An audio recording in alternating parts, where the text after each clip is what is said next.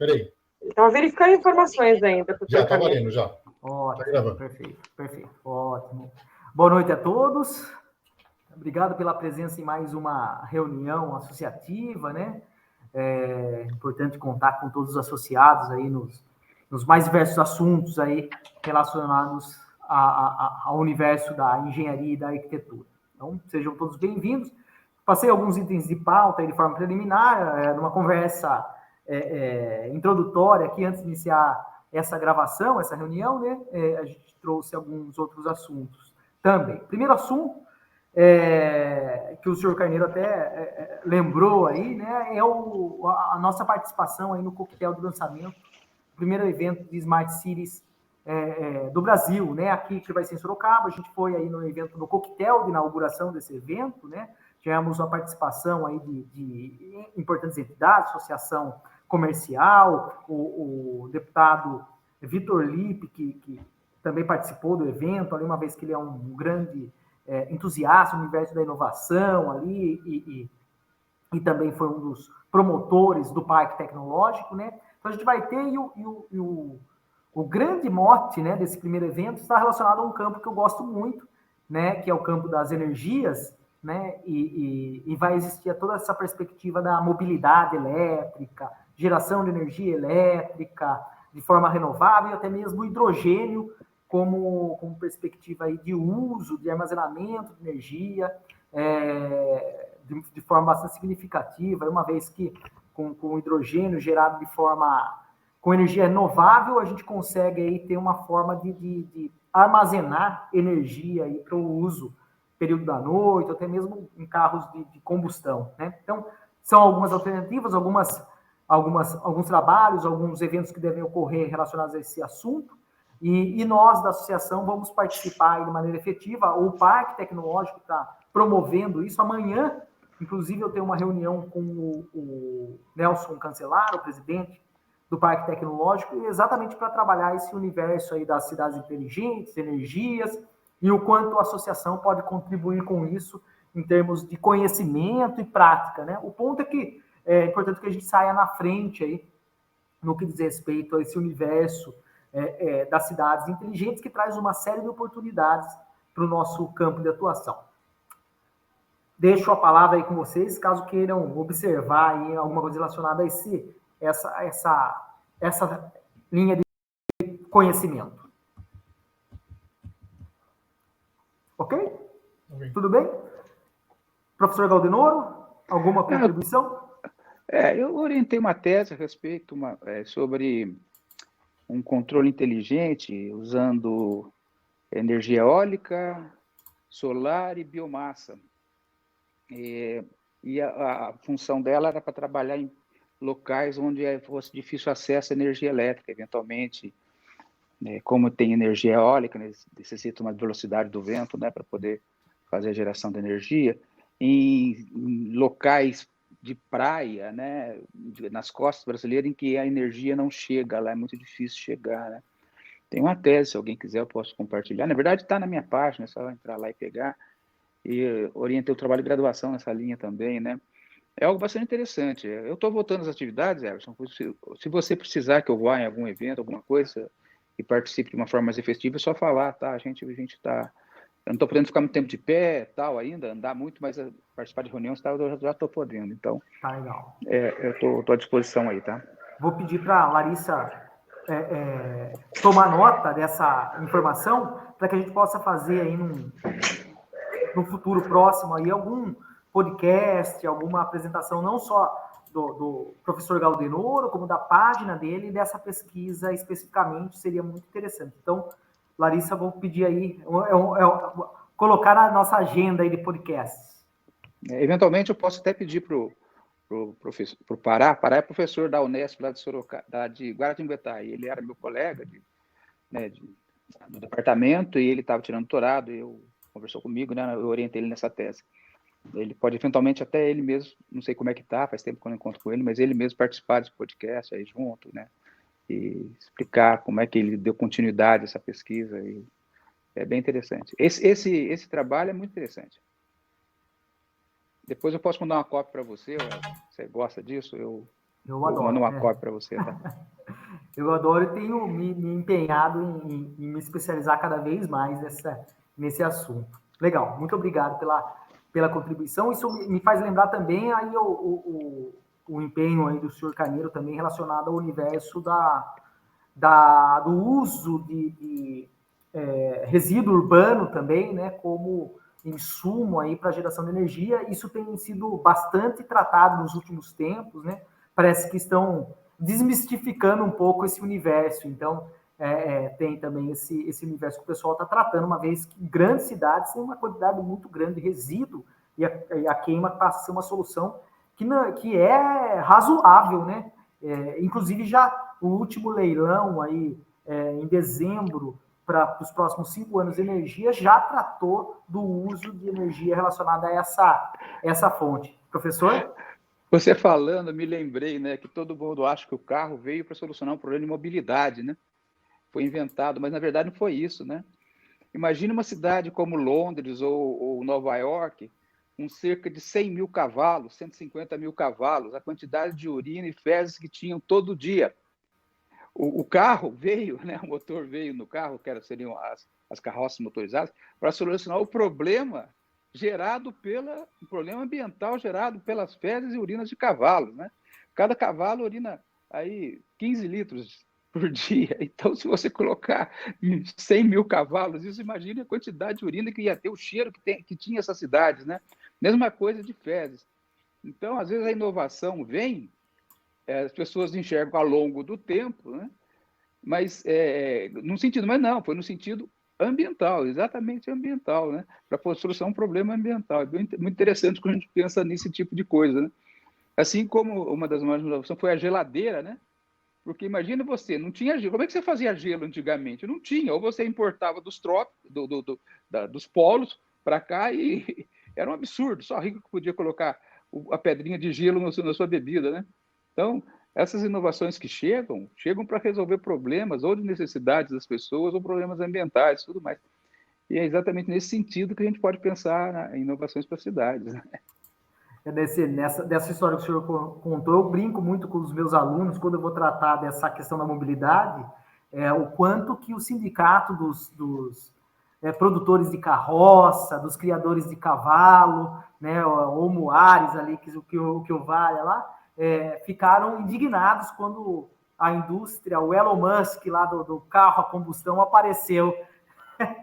Então, a mesma movimentação que ocorre hoje, né, no universo da eletrificação, deve ter ocorrido no passado também, mas a gente acaba não tendo dados precisos. Mas se procurar, se tiver um jornalista aí empenhado, certamente vai encontrar aí uma mudança significativa nesse mercado, né?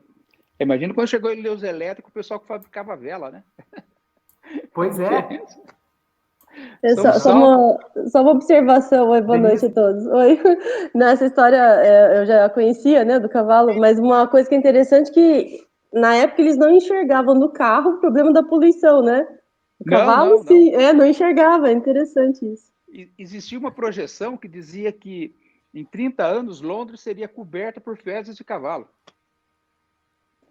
Todos os prédios de Londres estariam cobertos. Eles não tinham mais onde despegar, porque era assim, toneladas de fezes, toneladas. Não tinham onde jogar fora isso daí. Era um problema muito sério, né? E tem mais um detalhe aí. Favoreceu a fome também, a alimentação.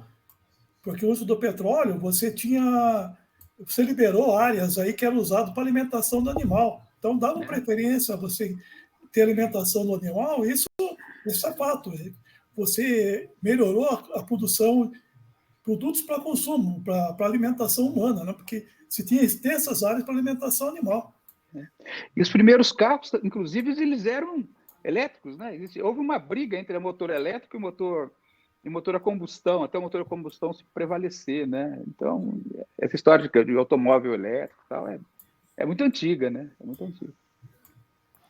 É verdade. Temos aí um assunto para várias horas aqui, mas é muito interessante e assim, eu fico muito preocupado quando eu encontro pessoas que têm muita certeza sobre o processo de mobilidade, processo de eletrificação, né? Então, tem gente que tem muita certeza, eu fico assustado, né? Se eu for ali na Unesp para falar com o professor Galdenor, os doutores ali da Unesp, eu vou encontrar muita gente com dúvida.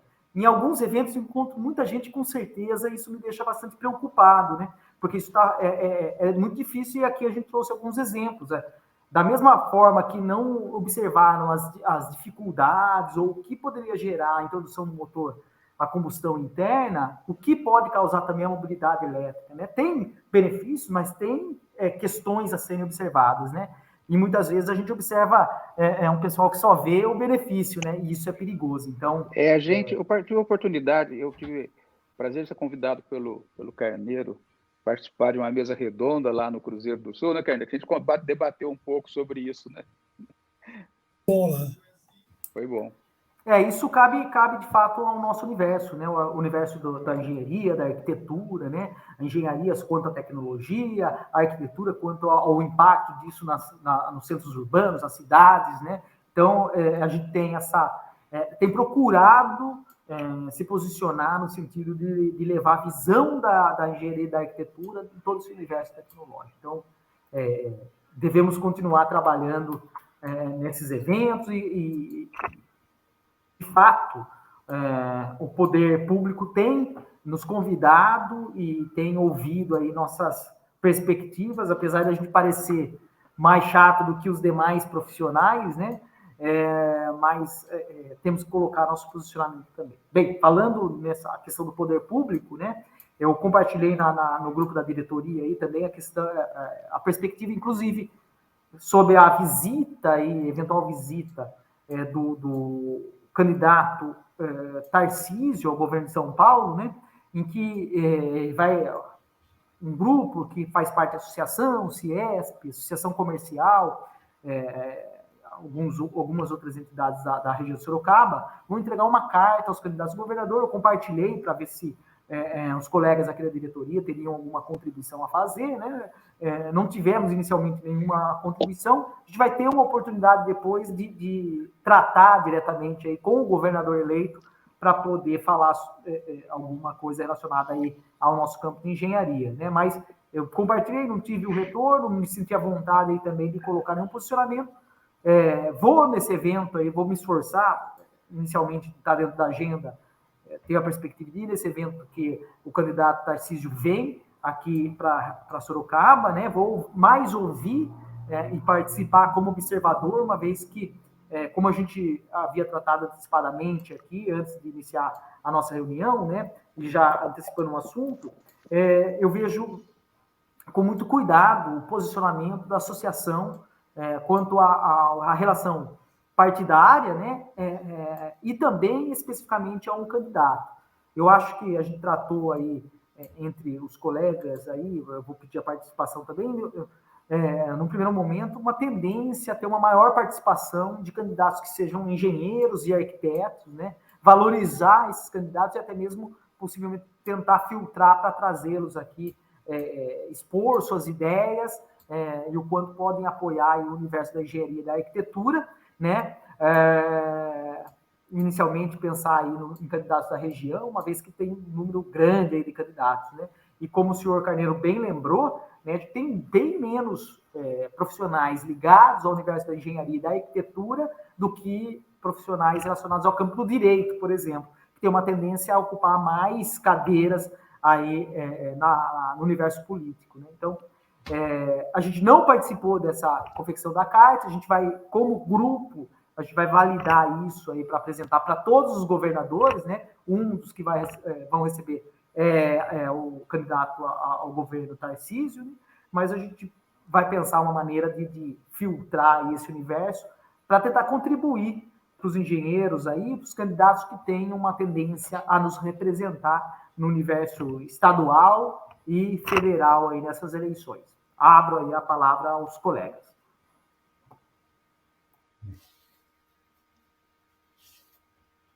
Ok? É isso?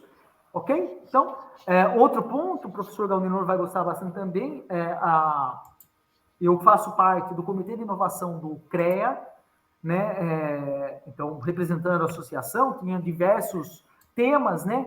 Inicialmente eu escolhi lá no no evento do CREA, participar desse comitê de inovação, né? E amanhã teremos reunião com a presidente em exercício, a Lígia, né? Nos chamou lá para observar todo esse universo, quanto o CREA pode trabalhar, apoiar as associações, inclusive nesse universo de inovação, inicialmente dentro da perspectiva de hub, né? Um hub de inovação. Sorocaba já tem adiantado um processo de trabalho relacionado à inovação, uma vez que já conta com o parque tecnológico, já conta com uma infraestrutura relacionada a isso, diferente de outras cidades, que ainda não tem esse universo. Mas a associação, efetivamente, inclusive, não coloquei aqui, mas na semana passada eu participei também de uma reunião do Arranjo Produtivo Local Governança, né? Ou seja, a associação faz parte da definição da governança de todas as APLs, APL Metal Mecânica, Energias Renováveis. Então, a gente vai criar uma governança só, né, que vai definir os caminhos aí a serem desenvolvidos por todos os arranjos produtivos locais da região de Sorocaba. São 5, não vou saber numerar todos aqui, mas com perspectiva de serem 6 ainda esse ano, né? E essa PL governança, né, esse arranjo produtivo governança, a gente está participando para definir os parâmetros que vão balizar o trabalho e a evolução desses arranjos produtivos locais. O que eu observo é que a gente tem muita oportunidade na região de Sorocaba e região, e a gente acaba não tendo uma organização efetiva aí para que as coisas evoluam. Isso faz parte também do universo de inovação de Sorocaba, né? E amanhã estarei lá no CREA, na Faria Lima, conversando com a presidente, para ver o quanto a gente pode integrar e ter o apoio do CREA nesse universo da inovação. Professor Everton, senhor. Eu acho assim, até onde eu conheço, né, o Parque Tecnológico de Sorocaba e o sistema de inovação, ele é muito efetivo para coisas que já existem, né? Em trazer empresas, aquelas que... Mas, assim, a semente da inovação eu não vejo, entendeu? O incentivo Porque para você ter inovação, você tem que ter o espírito empreendedor, né? Também não vejo isso daí, você formar uma cultura em torno disso, mas, assim, a partir da nossa molecada mesmo, das crianças na escola e tudo mais. Assim, talvez, de repente, a associação nossa, né, e o CREA poderia incentivar a inovação, ou, eu não chamaria inovação, porque a inovação tem que chegar no mercado, né? Mas, assim, o pequeno inventor, ou seja, a invenção nas escolas, fazer um concurso, fazer alguma coisa assim que pudesse crescer e, eventualmente, também apoiar as ideias, né? Fazer um laboratório, uma incubadora de projetos, uma incubadora de ideias, né? Que as boas ideias pudessem ser incentivadas e levadas para frente, né? Eu vejo o Parque Tecnológico, não só de Sorocaba, grande parte deles, eu acho que 99,9% deles, assim, eles trabalham em cima de empresas de base tecnológicas, aquelas que já existem, tentam trazer para cá, tentam montar, interligar, montar um network em torno disso. Mas o incentivo à inovação eu não vejo. Então, se de repente o CREA pudesse entrar nessa proposta aí de vamos fazer um concurso entre as escolas de Sorocaba, a gente vai lá, incentiva, vamos tentar fazer algo nesse sentido e apoiar as ideias, os bons projetos que surgissem daí, né? Eu acho que valeria a pena ir por esse caminho, sabe?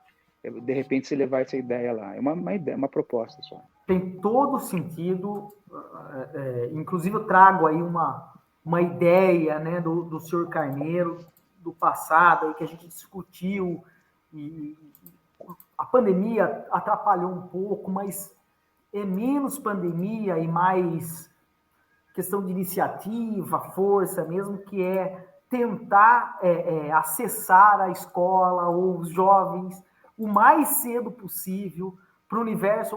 O senhor Carneiro até se preocupava lá mais com a matemática, né, senhor Carneiro? A questão mais simples ali, que vai levar ao universo da tecnologia, da inovação. Então, sim, eu acho que a associação tem esse compromisso, inclusive, professor Galdenoro, O que eu tenho percebido, eu fui convidado recentemente para fazer parte do conselho da ETEC Hermano Panunzio, e a gente tem visto uma tendência de cada vez menos jovens ou pessoas procurarem cursos técnicos. Isso está causando impacto nas empresas, que o RH ainda não percebe de forma efetiva. Ele trata como uma dificuldade mão de obra de maneira geral. Mas eu estou alertando na instituição em que trabalho, estou alertando em outros locais a dificuldade, inclusive nessa APL, a dificuldade de se ter mão de obra técnica que vai apoiar o desenvolvimento dessa inovação. E daí cabe esse projeto que o senhor Carneiro muito se preocupava e trouxe aí, que é buscar levar esse universo da tecnologia, né, para, de repente, uma feira de ciência, promovendo uma feira de ciência, a inovação na escola. Então, tem outra todo coisa, sentido, professor. O Everton, as próprias universidades nossas, faculdades e universidades, o incentivo para que o engenheiro, para que o pessoal da área aplicada parta para a inovação, né, inventando coisas, ou seja, desenvolvendo ideias, não existe. Para a própria Unesp não tem incubadora de ideias, incubadora de empresa dentro dos seus campos, que é um absurdo, né? Essa altura do campeonato, né? No século XXI, nesse ponto que nós estamos, né? Então, eu vou falar assim, o que está acontecendo na minha casa. Eu tenho um filho meu que está estudando engenharia elétrica lá em São Paulo, na Poli, na USP. E o estágio dele, ele não quis saber de ir para a área técnica, Carneiro. Ele foi para a área de finanças, porque lá ele recebe bônus, ele recebe isso, ele recebe uma série de coisas. Isso está acontecendo assim com 70% dos alunos do nosso curso aqui de Sorocaba. Né? Para você ter uma noção, eu ofereci um curso chamado Geração de Projetos Voltados para a Inovação. Ou seja, para a gente gerar ideia, desenvolver o projeto, um projeto técnico mesmo, que faça... Não teve aluno inscrito, porque eles não interessam mais com a parte técnica. Eles estão querendo saber somente a parte financeira. Eles vão utilizar a inteligência artificial, vão utilizar redes neurais, o que for aplicado à área financeira. Eles não ficam mais na parte técnica. Então, uma outra proposta poderia ser levada para o CREA é o incentivo nas universidades a montagem dessas incubadoras de projeto, incubadoras de ideia, ou podia até fazer na forma frugal, ou seja, inventar coisas, fazer concurso a partir de sucata, por exemplo, sucata de impressora, sucata de computador antigo, tal. O que nós vamos fazer a partir disso daí, né? Incentivar a criatividade a partir daí. Então, é uma outra ideia também que poderia ser realizada. Excelente. Temos dois colegas que levantaram as mãos aí, a Denise, né, e o Antônio. Eu vou pedir a licença para dar a palavra primeiro às damas, né? Então, Denise, fique à vontade, por favor. Oi, boa noite. Não, é interessante isso aí. Uma sugestão, Everton, eu não sei se o CREA já faz isso, tá? Porque eu, na verdade, não estou mais no CREA, né? Sou arquiteta. Mas, assim, tem um programa que minha filha participou um tempo atrás, que chamava Meninas na Ciência, né? Para incentivar mulheres na ciência. Então, assim, era para ensino fundamental, na UFSCar, então eles traziam profissionais, paleontólogo, né? Então, eu fiquei pensando, as engenharias têm uma gama, né, gigante. Então, eu acho que trazer profissionais, às vezes, de diferentes áreas da engenharia para ensino médio, ou mesmo ensino fundamental, é uma coisa muito... Assim, para conversar, falar um pouco do que faz, eu acho que isso é uma coisa que pode estar trabalhando esse incentivo, né, pela questão mais técnica, e aí ligado com inovação, né? Eu acho que trazer profissionais para falar com a criançada é uma coisa que pode dar um resultado bom, assim, né? Longo prazo. Perfeito. Essa ideia está muito alinhada com as conversas que eu tive já com o senhor Carneiro. É algo que a gente precisa ativar, de fato, para trazer crianças, e eu concordo, na época que o senhor Carneiro trouxe, as primeiras que a gente poderia trabalhar são as crianças, né? E depois a gente vai tentando atacar outros níveis de estudantes, né? Mas só uma coisa que a gente poderia fazer. Eu caí, deu para ouvir o que eu falei, Everton? É porque eu caí em algum momento. Não, deu aproveitar tudo, sim. Tá Obrigado bom, pela tá contribuição. joia, não vamos esquecer, depois que acabar os assuntos aqui, também tratar os eventos relacionados ao IAB também, viu, Denise? Vou continuar a pauta aqui, depois a gente traz essa questão do IAB também. Everton, para você ver como as coisas mudaram, né? Na minha época, tinha o professor Pardal, né? E o professor Pardal era aquele camarada inventivo, né? O cara criativo, ele resolvia os problemas de uma forma... Hoje, naquela época, você chamar de professor Pardal era assim, um elogio, né? Porque você era uma pessoa que conseguia inventar, né? Hoje, se chamar de professor Pardal, é ser chamado de cara louco, né? O cara que está inventando e não vai dar em nada, tal. Ou seja, passou a ser uma forma pejorativa, né? Isso daí implica diretamente de como a própria criançada enxerga o que ele vai fazer, né? Porque o inventor, o camarada que vai trabalhar com inovação, basicamente ele é um inventor, né? Ele está inventando novos processos, novos produtos, e assim por diante. Mas ser visto de uma forma pejorativa é muito ruim, né? Então, a gente não vê mais nenhum incentivo nesse sentido. Assim, você desenvolver novas ideias, nada, né? É sempre algo meio quadradinho, né? Dentro. O cara não sai da caixa, né? Então, é nessa linha, tá? Nessa linha ainda, desculpe, tenho colegas aí com a mão levantada, a gente tem uma perspectiva também, alguns dos nossos parceiros relacionados a instituições financeiras têm interesse em desenvolver um fundo de investimento relacionado à inovação dentro do campo da engenharia e da arquitetura, em que os próprios associados podem participar desses projetos, que, claro, vão ser devidamente selecionados, né, para que, mais ou menos na perspectiva de startup, como investimento anjo e tudo mais, mais validados por instituições financeiras. Então, está bastante incipiente ainda, né, mas já existem alguns estudos relacionados a esse universo, seja engenheiros e arquitetos investindo em tecnologias, em profissionais, em negócios de engenharia e arquitetura.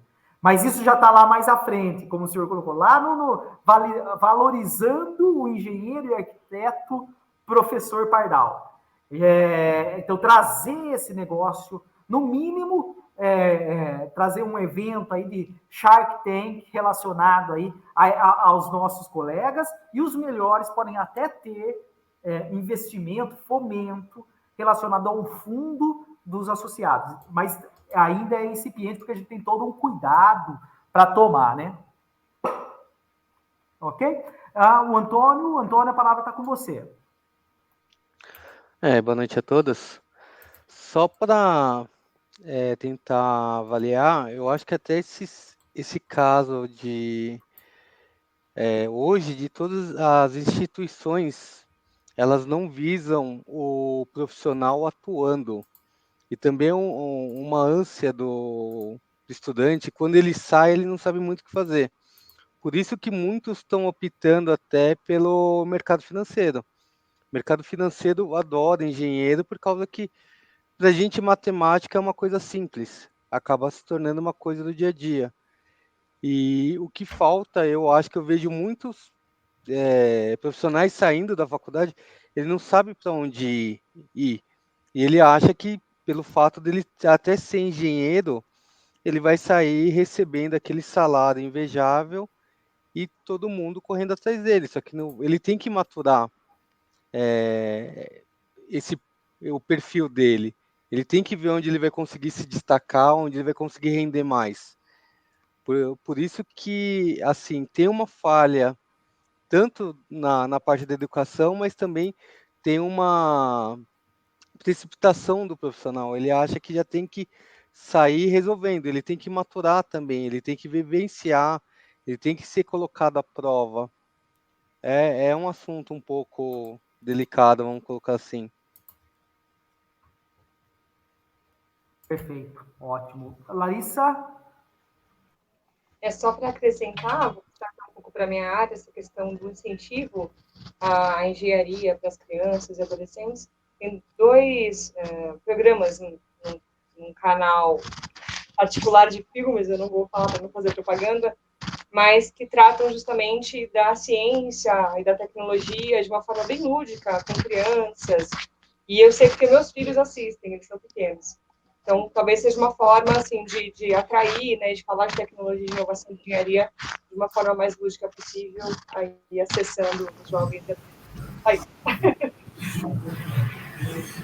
Obrigado, Larissa. De repente a gente pode promover isso também, né? Promover algumas filmes, séries aí que possam trabalhar nesse universo. Bem, muito obrigado pela contribuição de todos, foi muito positiva. Professor Galdenoro, o senhor gostaria de falar mais alguma coisa? Não, eu acho que... Eu estava pensando aqui, né, enquanto o Antônio estava falando, hoje eu tive uma conversa com um orientado meu, está terminando a tese dele de doutorado, e ele estava muito preocupado, né, porque terminou doutorado, como é que depois ele vai poder mostrar, porque tem tantos doutores aí, doutores está saindo doutor em tudo quanto é canto, né? Eu falei para ele o seguinte, olha, hoje, antigamente, quando eu fiz o doutorado, quando você era reprovado, né, a banca não aprovava a sua tese, tá? Hoje dificilmente isso acontece, né? Então, você ter a sua tese aprovada, você ter o título, deixou de ser um diferencial entre os autores, né? E como tudo na vida, você é uma coisa de causa e efeito, né? O que as pessoas vão avaliar quando você vai concorrer com outra pessoa com doutorado, e isso vale para quem tem mestrado, para quem está fazendo engenharia, vale para cada um no mesmo nível, né? É aquilo que você, no caso do doutorado, é o que você publicou em relação à sua tese, antes da sua tese, depois da sua tese, que vai mostrar que o seu trabalho é um trabalho que foi aceito por muita gente e número de citações, vai mostrar que ele gerou conhecimento e que as pessoas utilizaram para servir de base para outros, né?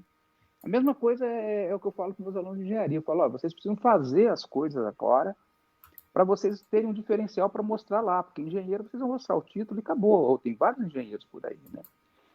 Então, e se você consegue fazer, por exemplo, a gente ia fazer não deu certo, mas lá no campus de Bauru da Unesp, a gente ia fazer um laboratório de inovação, em que as pessoas iam submeter projetos, a gente ia selecionar os projetos, e esses projetos as pessoas entrariam, a gente ia fazer um Fab Lab do lado para poder desenvolver os projetos, e a gente acompanharia com orientação e tudo mais, procuraria investidores interessados, e depois, eventualmente, entraria numa incubadora de empresa, porque tem que ser pessoa jurídica, já tem que estar formado e tal. Esse é o caminho que eu vejo aí para poder as nossas universidades e nossos engenheiros terem uma melhor qualificação quando saírem e saberem o que eles vão fazer, né? Não tem como você simplesmente fazer o curso, chegar lá, entregar o diploma e falar, não tem jeito, né? Você vai ser valorizado, você vai ser avaliado pelo aquilo que você produziu, né? Não tem jeito mais, né? Então era só essa meditação que eu tive passando para cá. Legal, ótimo. Muito obrigado pela contribuição. Acho que o senhor Carneiro tinha aberto o microfone, acho que gostaria de contribuir com esse assunto também. Eu estava aqui também na linha que o professor Carneiro falou, tem um problema desse fato de você não ter mais interesse. Eu tenho uma informação real, autêntica, né? Que eu tenho um irmão aí que tem uma escola técnica, forma o pessoal que é técnico, e ele tem um problema. Há alguns anos, faz um tempo, na minha cabeça ainda não mudou, você trabalhar na indústria, você ganhava muito mais do que trabalhava no comércio, na indústria. Então, ele estava me explicando. Hoje, por exemplo, um eletricista que trabalha na área industrial, a salário dele é muito baixo. E ele tem que conhecer muita coisa. A responsabilidade é muito grande. Se ele vai subir mais 2 metros, ele tem que estar credenciado pela norma tal. Se ele vai entrar numa parte subterrânea, tem que estar credenciado por outra norma. Por uma outra. Aí tem chefe com problema, tem que dar produção, tem dor de cabeça o tempo todo. Trabalha num ambiente feio, ambiente cheio de máquina, não tem mulher bonita, não tem nada do lado dele. Tem que usar aquele equipamento de proteção, que é um saco. Agora, se ele vai trabalhar como vendedor do shopping, é um lugar bonito, o chefe está do lado ali para conversar, ele trata diretamente, não é com um intermediário, ele sai ali do intervalo, tomar um cafezinho no local agradável e ganha mais. Para que o cara vai ganhar menos? Tem que ter um conhecimento, é uma tremenda responsabilidade, né? Porque se é alguma coisa errada, ele é responsável, ele tem que conhecer. Então, eu acho que isso é uma parte disso é problema. Mas a gente pode começar a pensar, como o salário, o mercado, a gente não consegue mexer muito nisso, né? O mercado. Não adianta você querer mudar isso na marra. Mas a gente pode começar a comer pelas bordas, pelo menos você começar a treinar. Uma coisa, professor Galdemoro, não sei se eu não conheço muita área, mas será que a gente não podia transformar, por exemplo, conhecimento de rede neural, que é um ponto de uma coisa que necessária, uma coisa que você pode passar um robô poder tomar uma decisão de um movimento, de selecionar produtos, e conseguir selecionar coisas que estão ali numa bancada, transformar isso daí da mesma forma que você consegue simplificar coisas extremamente complexas de engenharia mecânica ou engenharia em uma coisa simples para um técnico entender. Será que não seria também um caminho desse, de a gente começar a ter esses núcleos de conhecimento, né, que vai ser extremamente necessário? Hoje, eu preciso de um técnico, conhecimento de rede neural para resolver um problema. Eu não tenho, isso não é só. Você tem um cara extremo doutor, que ele só vai saber aquilo, e não tem um cara que consegue entender a outra parte, né? Não, tem toda razão, Carneiro. Olha, eu tive semana passada, né, assim, estou começando a voltar devagarzinho, eu tive em São Paulo numa firma que fazendo uma apresentação, porque tem meu médico ortopedista aqui, ele vai se credenciar nisso, cirurgia de joelho para o robô. Né, cirurgia de joelho para o robô. Foi eu e um orientado meu de graduação, e mais esse médico, é o Eduardo Vieira, né, muito bom médico, e nós vimos a apresentação, como é que faz a cirurgia e tal. É pura engenharia. Daria para a gente desenvolver um projeto aqui, se houvesse o interesse, se houvesse o apoio, a gente poderia fazer um robô que fizesse. E esse meu orientado vai fazer um simulador, porque a empresa ela não cede o simulador para o médico fazer a simulação antes da cirurgia, para depois utilizar o robô, né? Então, nós vamos desenvolver um simulador com um trabalho de conclusão de curso, né? Baseado aí, em inteligência artificial, baseado nos algoritmos e tal. Que não é nada complicado, entendeu? Dá para a gente desenvolver isso, mas, assim, tem que começar. O pessoal tem que começar a acreditar, tem que começar a ter as ideias. Os alunos têm que querer fazer isso aí, né? Tem que querer participar do projeto. Olha, hoje você pega um aluno que faz um TCC nessa linha, daí, uma vez o simulador pronto, você partir para a máquina é muito mais simples, né? E você fala, por que você não faz seu mestrado nisso, né? Sabe quanto ganha, o Carneiro, um bolsista para fazer o mestrado em tempo integral numa universidade? Entre R$ 1.500 e R$ 1.800. Mas qualquer aluno meu de graduação que está fazendo estágio ganha 2 vezes isso. Aí vai para o doutorado, o camarada ganha R$ 2.500, R$ 3.000 de bolsa. Quem é que fica para fazer isso aí, desenvolver isso aí, Carneiro? E nós não temos como entrar nessa seara de quanto paga, quanto tem que pagar. Então, teria que ter um apoio externo das pessoas quererem desenvolver isso, pagando bolsas compatíveis com o mercado, né, iniciativa, e depois utilizar esse conhecimento e colocar isso daí no mercado, né? Então, toda essa política a gente pode discutir muito, né? Uma coisa, viu, professor, que eu estava pensando agora. Aí a gente volta no início da reunião, né? A gente começou falando de Smart Cities, depois falando da questão de candidatos.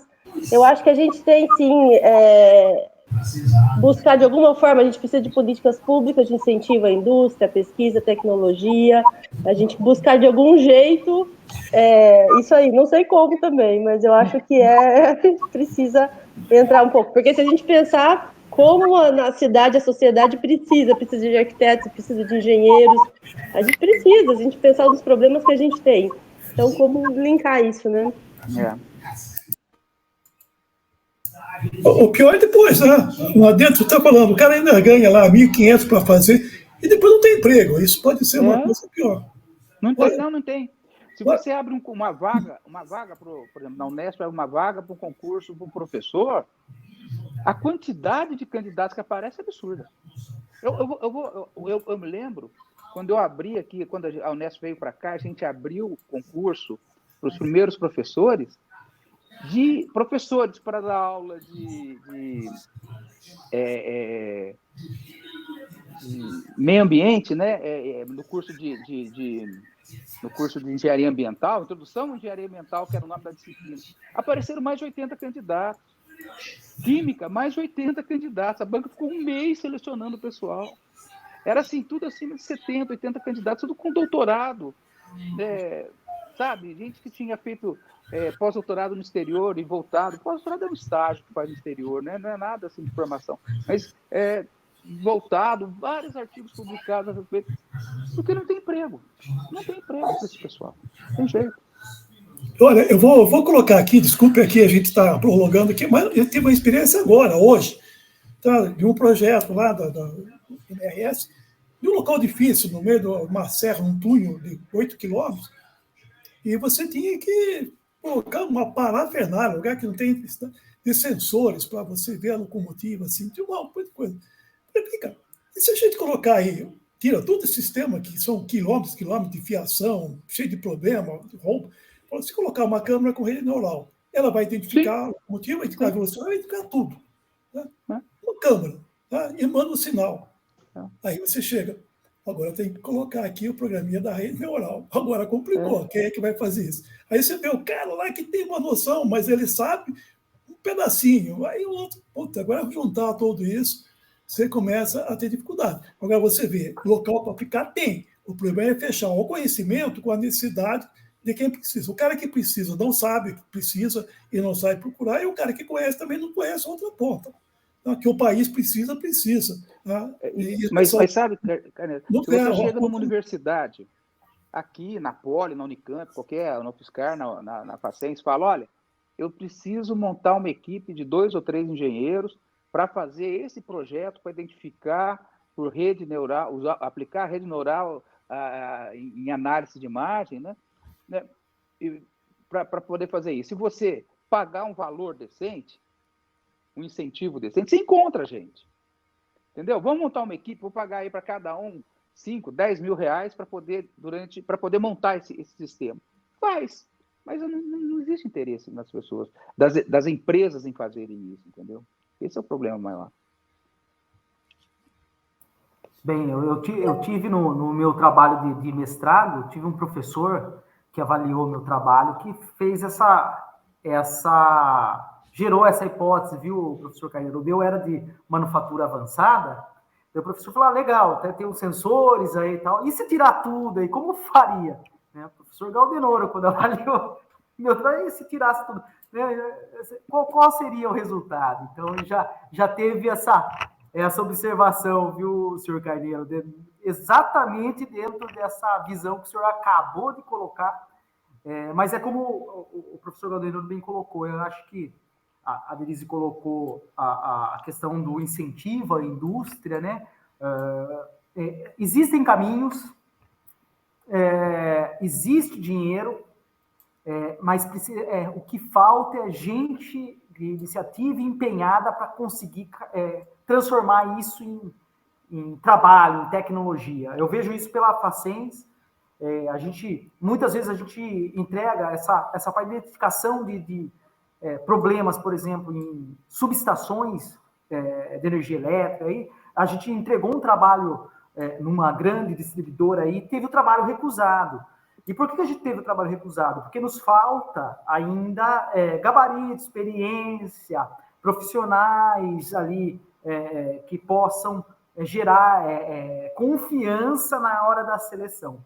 Mas a gente está buscando evoluir nessa seara. Outras universidades também devem ter esse trabalho. Isso inclusive, envolveria, né, a distribuidora, a universidade, o Centro de Universidade Facens, a Universidade Pública, né, o Centro de Tecnologia, a indústria. Então, existe. A gente precisa dar uma maior tração nesse universo. A gente tem batalhado para poder trabalhar nessa área que o Everton está falando, principalmente na área de elétrica, né?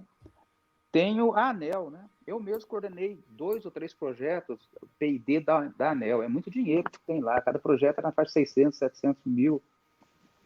Mas, assim, é uma burocracia tão grande e uma politicagem tão grande que eu acabei desistindo de submeter novos projetos, né?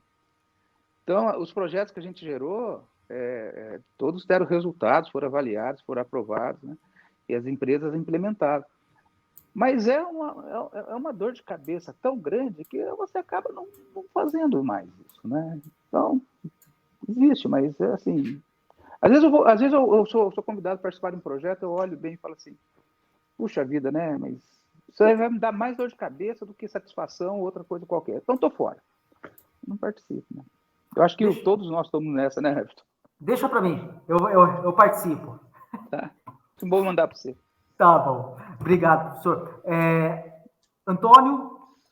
Não, só aprofundando nesse cenário de redes, será que as empresas hoje têm noção da tecnologia que tem para vir, principalmente agora em relação ao 5G, que pode ser aplicado, que pode ser realmente feito? Porque eu vejo que é mais falta de informação, principalmente de gestores, que é claro, ele vem fazendo um serviço há 10, 15, 20 anos e está dando certo. E tudo que é novo traz um pouco de medo. Aí se você chega e fala que o serviço dele pode ser melhorado, qualquer coisa, eu aposto que 80% das empresas aqui em Sorocaba, você pode falar isso para qualquer gestor, vai vir pelo menos 70% deles vão falar que vai dar alguma coisa errado, ou quando estiver tentando fazer o teste, vai falar, eu falei que não ia dar certo, isso daí alguma coisa que estou tentando inventar, porque não funciona, porque não é assim, eu sempre fiz desse jeito e funciona, o cara está querendo me ensinar. Eu acho que é uma cultura que infelizmente a gente tem, não só a gente, eu vejo que tem outros países também, essa cultura é bem viva, que o problema é conseguir demonstrar. Aí vai investimento, vai um capital significativo para mostrar que tem uma solução diferente. Só que daí a gente também vai bater, infelizmente vai acabar batendo em alguns sindicatos falando que, ó, tá tirando emprego, tá menosprezando o funcionário. É uma seara que eu acho que tem que ser debatida, mas tem que tomar cuidado como ela vai ser abordada, porque ela vai ser muito rechaçada no começo, assim. Se não tiver uma bandeira legal, o pessoal defendendo bem, pedrada a gente vai tomar bastante. Isso daí é certeza. E o Everton, Everton, todo mundo, né? Uma coisa que eu lembrei agora, já que o Conselho de Planejamento foi retomado, né? Depois de 1 ano e meio, 2 anos atrás, acho que o Carneiro vai lembrar, o IAB apresentou uma proposta dentro do Comoplan, a gente chegou a formar um grupo de trabalho, tinha o Senai, tinha a Ciesp, tinha a Facens, que era assim, utilizava os edifícios do Sabe Tudo, tentava assim resgatar o Sabe Tudo, mas fazendo parceria com as indústrias.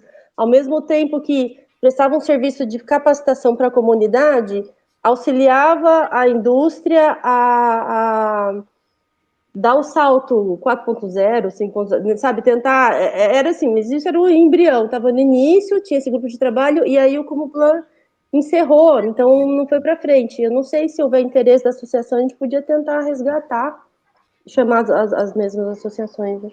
Pode ser que... É um caminho. Sabe o que acontece, Denise? É que tem que ter coragem das pessoas. E tem que ter vontade. Eu tive uma ideia como presidente do Rotary, entrei em contato com a Fundação Casa, porque o Everton deve estar com esse problema lá. Foi aprovado que uma percentual do número de horas, eu não lembro de cabeça assim qual que é, de qualquer curso superior hoje, você tem que se dedicar para a área de extensão. Né? Então, se você fizer, então é 10%, se não me engano. Se você fizer o cálculo lá da Unesp, dá 400 horas. Se você pegar 400 horas, uma universidade que tem 40, vamos colocar 300 horas em média, universidade que tem cerca de 40 mil alunos, como tem a Unesp, multiplica por 300 horas por 40 mil alunos, você vê quantos milhões de horas vai ter que resolver isso aí. Então, eu tive essa ideia e falei, vou entrar em contato com já era da Unesp, eu entrei em contato com a Fundação Casa para a gente desenvolver um projeto que a gente ofereça formação para os internos lá, de modo que eles possam sair e ir para as indústrias. Então, a ideia é ensinar computação, é ensinar desenho, ferramentas de desenho, SolidWorks, AutoCAD, né? Que depois eles pudessem fazer estágio como menor aprendiz na própria indústria e continuar lá trabalhando, assim ele não voltaria para a escola. Bom, a gente estava acertando tudo aqui quando resolveu entrar a reitoria no meio, a superintendência e tal. O que era para resolver em 3 meses, faz 1 ano e meio ainda não saiu. E a última reunião que eles me chamaram, porque eu não participo, a hora que entrou a reitoria, eu saí do circuito, eles me chamaram, a conversa era o seguinte: olha, para a Fundação Casa, interessa que a Unesp, nesse convênio, ofereça cursos para aperfeiçoamento dos nossos professores. Aí teve uma hora que eu falei: pessoal, vocês já perguntaram para a indústria o que eles estão precisando? Quais cursos, quais são a qualificação que eles estão precisando desses meninos para a gente poder oferecer para eles? Porque a ideia era colocar os meninos da Fundação Casa lá. Por meio de quê? Os nossos alunos montariam os cursos, a gente orientaria esses alunos, eles dariam os cursos, se fosse a distância ou presencial, não importa, a gente aumentaria o número de horas e a gente estaria contribuindo com a sociedade e com as empresas que estão precisando de mão de obra qualificada. Mas as pessoas, elas estão querendo outra coisa, elas estão querendo a formação, ter título de mestre, título de doutor. Eles não estão preocupados com os alunos lá e nem, muito menos, com o que as indústrias estão precisando para a gente poder fornecer a formação para esse pessoal. Então, é tanta burocracia, é tanto interesse pessoal envolvido nisso tudo, sabe? Que a gente fica assim, pasmo, eu estou assim, esperando, vendo para ver onde que isso vai dar.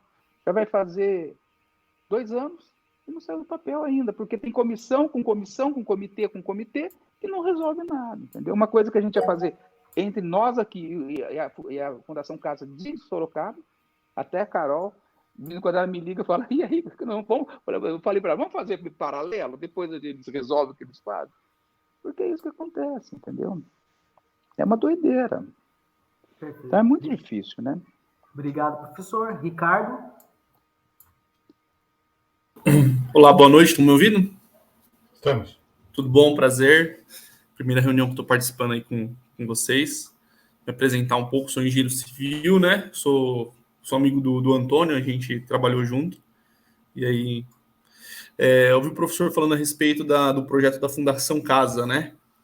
E uma coisa que eu tenho bastante vontade, assim, mais para frente, colocar essa ideia para ver se mais pessoas abracem a ideia, é da gente sempre fazer feiras de profissão nas escolas, principalmente as escolas de ensino fundamental. Porque minha esposa é professora, e o que a gente vê assim nas escolas mais afastadas, em Boituva, em Peroca, ela costuma dar aula, é que as crianças não sabem que existe profissão. Para elas é ser TikTok e ser youtuber, ou jogador de futebol, ou funkeiro.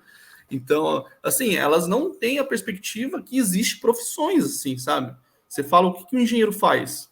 Ela não sabe o que o engenheiro faz, nem sabe que existe engenheiro. Às vezes não sabe nem que Iperó é um município do estado de São Paulo. Então, assim, eu acho que a minha vontade era atacar o ensino fundamental. Não sei como que é a receptividade disso, né? Porque a gente sabe que a gente entra no meio político, né? Mas eu acho que, assim, as crianças, além de ter o ensino, elas têm que conhecer o que é cada profissão e saber o que ela aprende para cada profissão, né?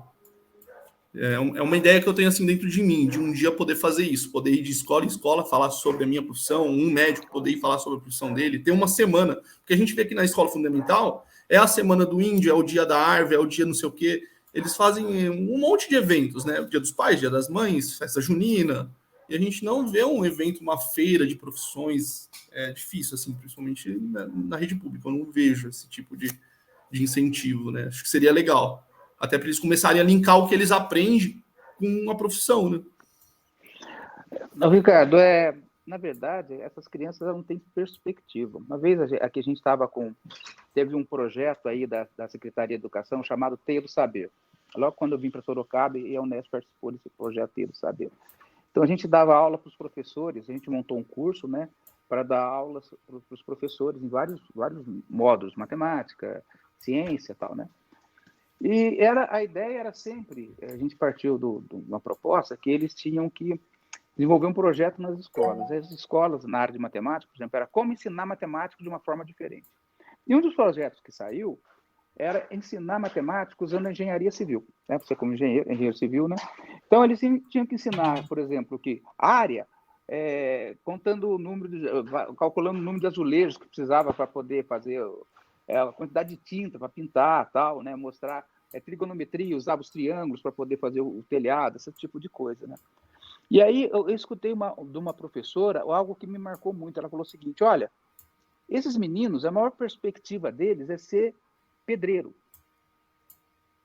Auxiliar de pedreiro é o que o pai deles são, todos que eles conhecem são, quando conseguem ter sucesso na vida, é serem pedreiros. Sair de auxiliar e chegar a pedreiros. E com isso eu consigo mostrar para eles que até para ser pedreiro, eles precisam da matemática. Né? Então a gente fez assim várias... um dia que eu tiver tempo, vou pegar esse projeto, a gente vai tentar publicar alguma coisa. Porque são vários projetos muito interessantes, né? Desde cálculo de probabilidades jogando truco, né?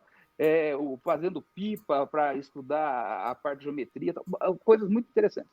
Mas eu acho que essa perspectiva que é triste no país, é uma realidade triste no país, porque a perspectiva de uma criança que está numa escola rural, numa escola de menos expressão, é no máximo chegar pedreiro na vida.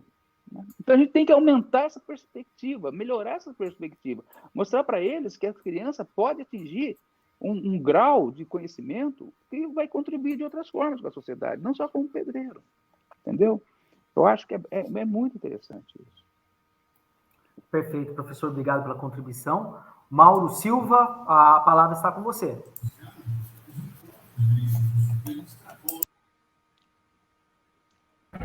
Opa, boa noite. Boa noite. Consegue me ouvir bem? Alto e claro. Ótimo. Eu também sou novo aqui no grupo, acho que 2 ou 3 semanas que eu estou participando da reunião. E parabenizo a todos e assim, fico contente porque são vários universitários, inclusive você foi meu professor na universidade na Unip, como engenheiro.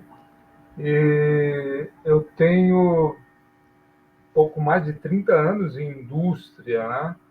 E gostaria de me colocar à disposição de vocês para trabalhar em algum tipo de projeto, porque assim, é excelente, admiro todos que são da área acadêmica, né? Eu não tive a oportunidade, eu gostaria de ser da área acadêmica, não tive a oportunidade, mas trabalhei em indústria até agora, né? São mais de 30 anos e conheço o chão de fábrica e fico à disposição em algum projeto, caso tenha, para que eu possa contribuir com a visão da indústria, com a visão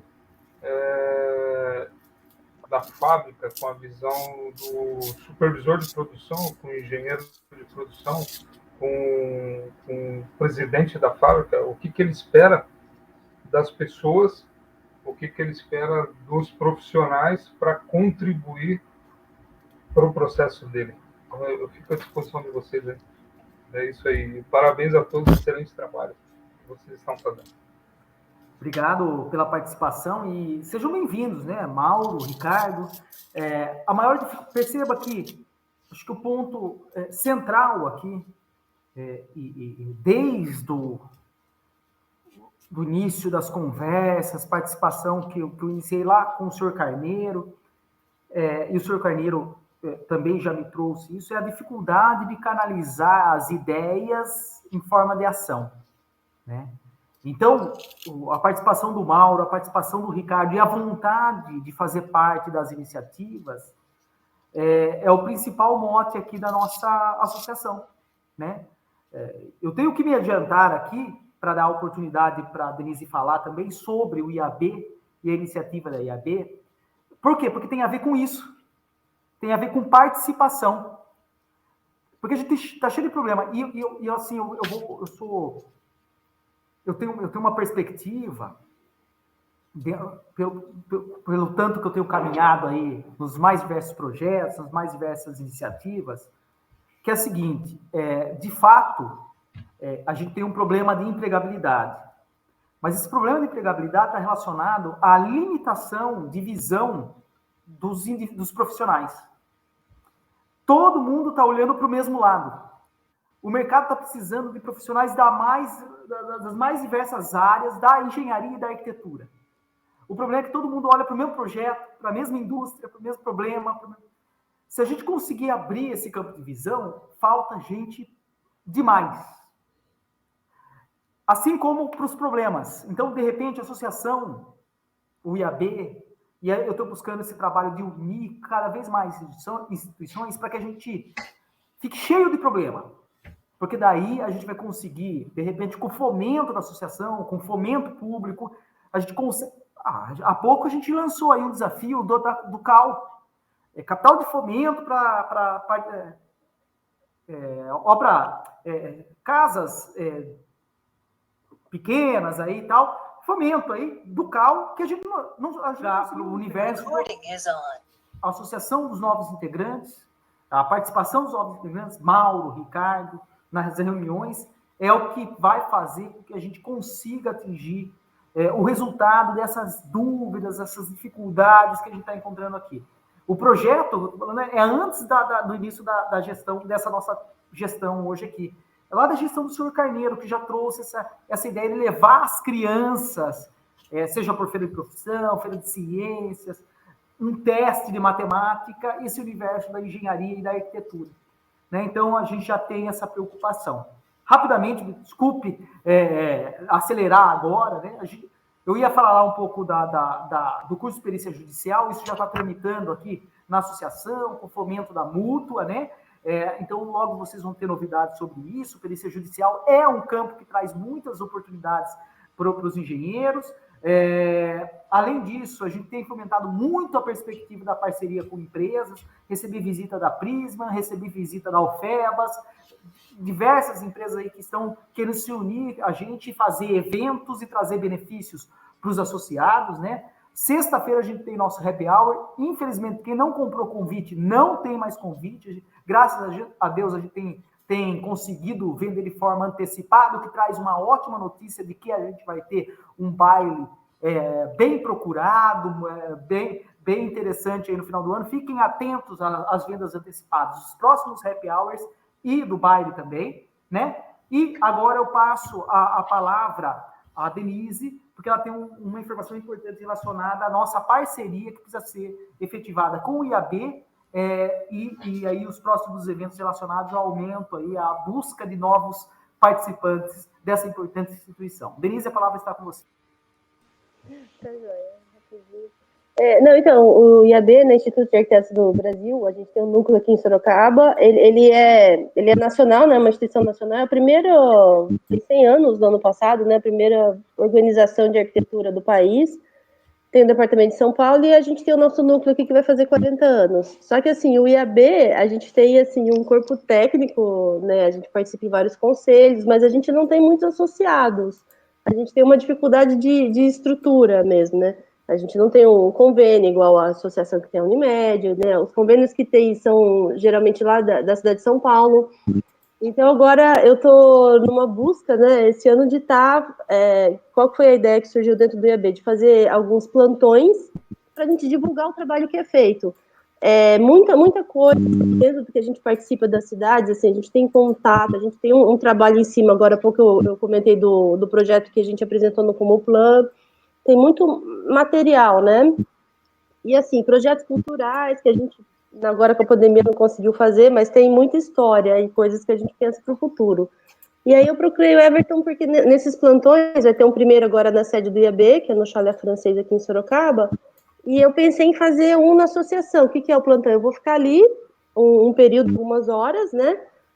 Para estar contando o que é o IAB e, nesse momento, falando também dos projetos sobre a cidade. Se alguém quiser saber o que está acontecendo, o que é discutido nos conselhos, para poder estar também trazendo esse interesse. Aí eu procurei o Everton, né, para ver se tinha interesse, e aí ele até comentou, vamos já aproveitar e reforçar a parceria, né, da associação com o IAB, Então é mais essa ideia, assim. A gente já tem alguns anos, né, de parceria, né, assim, e acho que é isso. É isso. Agora o caminho é formalizar essa parceria, viu, Denise? Institucionalizar, senhor Tadeu, a parceria no sentido do nosso estatuto, que permite que automaticamente os membros do IAB se integrem à associação, tá? Então, vamos caminhar nesse processo aí. Então, Denise, vamos trabalhar nesse universo dessa integração, porque a gente possa não só promover, mas integrar também os associados à IAB à associação, para que eles possam beber, usufruir dos nossos benefícios também, uma vez que estejam associados à IAB. Tudo bem? Então tá ótimo. A Larissa também, Larissa, eu pedi para a Denise conversar com você para que a gente possa dar força e tração à promoção dessa nossa parceria, à promoção do IAB. Tudo bem?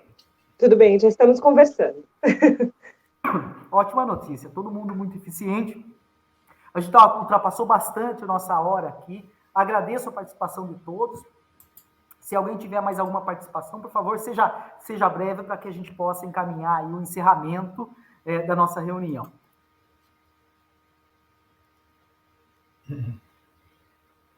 Ok, muito obrigado a participação de todos. Hoje a reunião foi muito produtiva. Tenho certeza que, contando com os novos integrantes, com as novas parcerias, né, houver as parcerias que precisam ser institucionalizadas, né, Denise? A gente vai conseguir obter resultados muito positivos. Então, muito obrigado, ótima noite a todos e até a sexta-feira para quem vai participar do Happy Hour ou daqui 15 dias novamente na nossa reunião associativa. Um grande abraço a todos. Boa noite. Boa noite. Boa noite, senhores. Boa noite. Tchau, tchau.